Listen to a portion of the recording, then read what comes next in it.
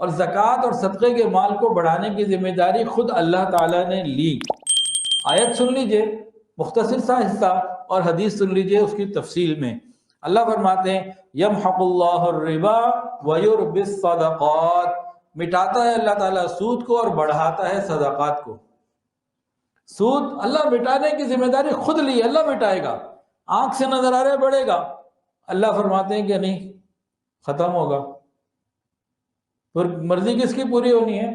اللہ رب العزت کی۔ صدقہ آنکھ سے نظر آ رہا ہے، جیب سے دیا، لاکھ روپے تھے 10,000 دیے تو 90 رہ گئے، لیکن اللہ فرماتے ہیں وَيُرْبِي الصَّدَقَاتِ، اور اللہ بڑھاتا ہے صدقات کو۔ اب کیسے بڑھاتا ہے؟ سبحان اللہ سبحان اللہ۔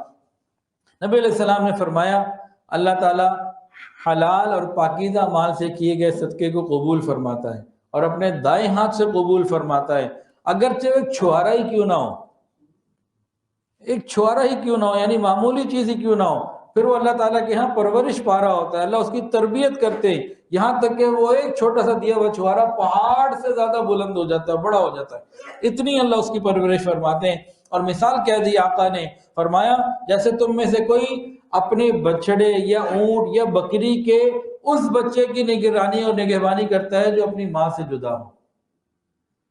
بھئی گھر میں کوئی جانور ہے، اونٹ ہے، بکری ہے، گائے ہیں، ساتھ اس کا بچہ بھی ہے، تو وہ ساری ذمہ داری ماں خود پوری کرتی ہے، لیکن جو جانور پالنے والے نا ان سے اس کو سمجھے کہ بکری کا چھوٹا بچہ ہو، اس کی ماں اس کے پاس نہ ہو، خود اسے سنبھالنا ہو، اب پتہ لگے گا کہ کتنا مشکل کام ہے۔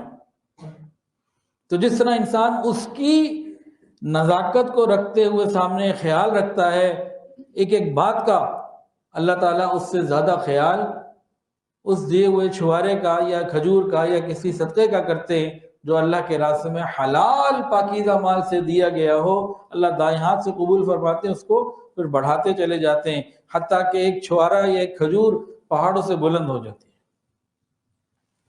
ایک اور قرآن کی آیت ہے مثل الذین ينفقون اموالهم فی سبیل اللہ کمثل حبہ، اس میں آیت میں ہے 700 گنا تک اس کا ثواب چلا جاتا ہے، 1 روپیہ دیا 700 گنا تک اس کا ثواب پہنچ جاتا ہے۔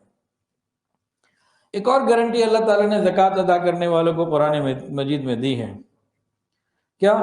یرجون تجارۃ لن تبور، جو اس پہ اجر ملے گا وہ غیر فانی ہے، ختم نہ ہونے والا۔ یہ دنیا ختم ہو جائے گی، ہم نے بھی دنیا سے جانا ہے، جو کچھ ہمارے پاس ہے واپس سے ختم ہو جائے گا، کچھ نہیں رہے گا، لیکن زکوٰۃ ادا کرنے والے کو جو اجر عطا کیا جائے گا، فرمایا تجارت لن تبور، وہ ہرگز خراب نہیں ہوگا، ایسی تجارت ہے جو کامیابی ہے۔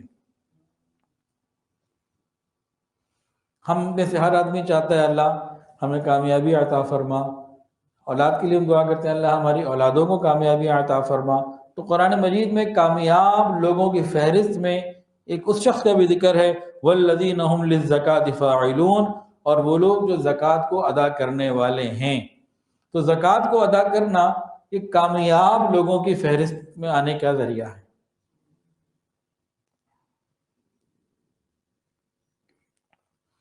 زکوٰۃ صدقہ یہ جنت کو آسان بنانے والا عمل ہے، زکوٰۃ کو ادا کرنا جنت آسانی سے مل جاتی ہے۔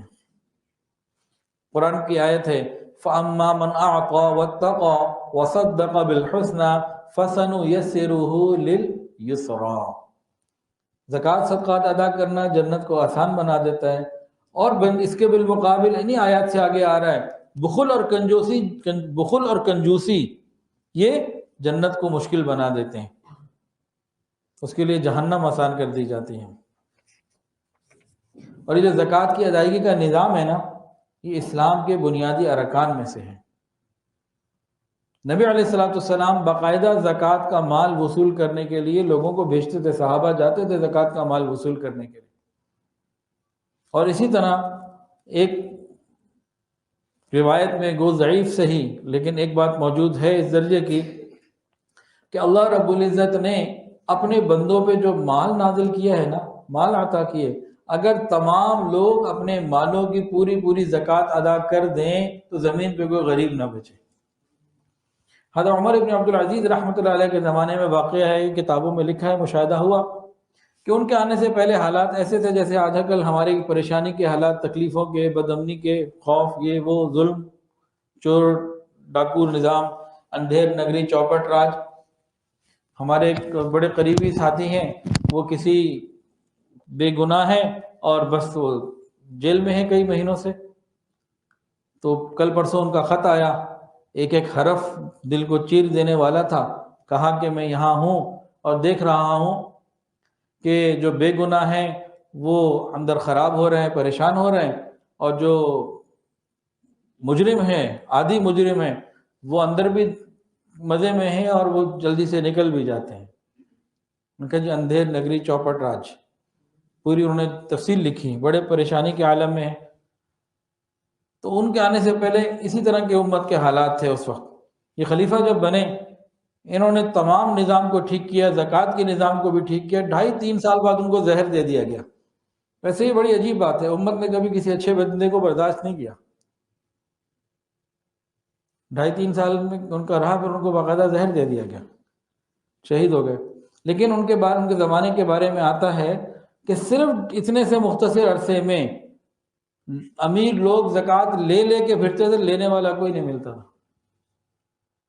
کہ جب مال کا حق مالدار ادا کر دیں مکمل، تو زمین کے اوپر بھوکا کوئی نہ سوئے۔ جب کہیں بھوکا سو رہا ہوتا ہے نا، تو اس میں کسی نہ کسی مالدار کی غلطی ہوتی ہے۔